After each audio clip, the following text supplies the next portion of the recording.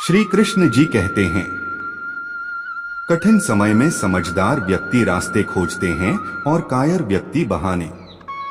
हे कृष्णा, तेरे सिवा कहाँ मिलता है कोई समझने वाला, जो भी मिलता है बस समझा कर ही चला जाता है। श्री कृष्ण कहते हैं, अगर तुम्हें किसी ने दुख दिया है तो बुरा मत मानना, क्योंकि लोग उसी पेड़ पर पत्थर मारते हैं जिस पेड़ पर ज्यादा मीठे फल होते हैं। अहंकार तब उत्पन्न होता है जब हम भूल जाते हैं कि प्रशंसा हमारी नहीं, हमारे गुणों की जा रही है। अपनी इच्छा की शक्ति से अपने आप को नया आकार दें। अपने आप को कभी भी स्व इच्छा से नीचा न होने दें। इच्छा ही आत्मा की एकमात्र मित्र है और इच्छा ही आत्मा की एकमात्र शत्रु है।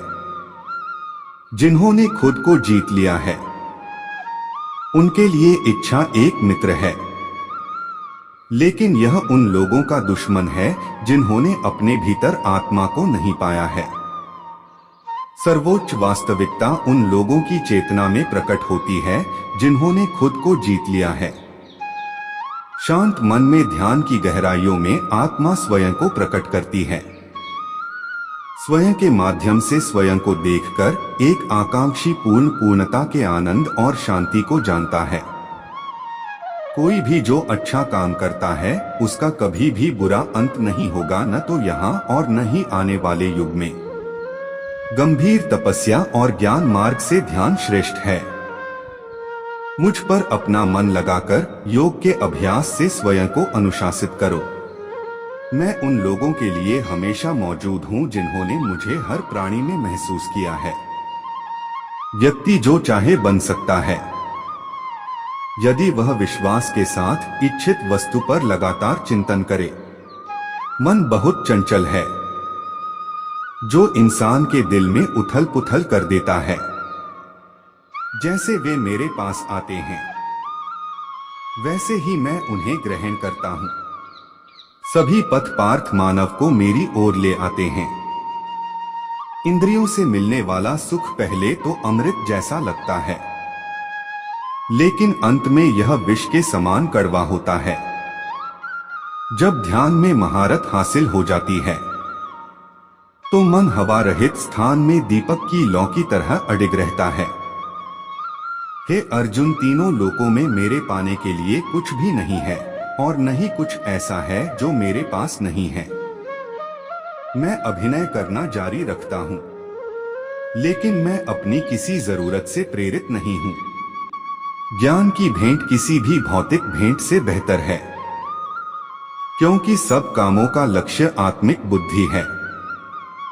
जैसे आग की गर्मी लकड़ी को राख कर देती है, वैसे ही ज्ञान की आग सभी कर्मों को भस्म कर देती है। अपना काम हमेशा दूसरों के कल्याण को ध्यान में रखकर करें। अप्राकृतिक कर्म बहुत तनाव पैदा करता है। हर व्यक्ति का विश्वास उसकी प्रकृति के अनुसार होता है। मैं उन्हें ज्ञान देता हूँ जो सदा मुझसे जुड़े रहते हैं और जो मुझसे प्रेम करते हैं। मेरी कृपा से कोई सभी कर्तव्यों का निर्वाह करते हुए भी बस मेरी शरण में आकर अनंत अविनाशी निवास को प्राप्त करता है। बुद्धिमान व्यक्ति का मुख सुख में आनंद नहीं लेता, जो कार्य में निष्क्रियता और निष्क्रियता में कार्य देखता है वह एक बुद्धिमान व्यक्ति है। मैं धरती की मधुर सुगंध हूँ, मैं अग्नि की ऊष्मा हूँ। मैं ही सभी जीवित प्राणियों का जीवन भी और मैं ही सन्यासियों का आत्मसंयम हूँ।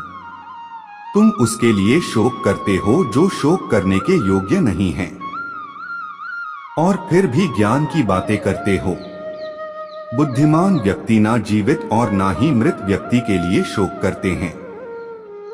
बुद्धिमान व्यक्ति को समाज कल्याण के लिए बिना आसक्ति के काम करना चाहिए।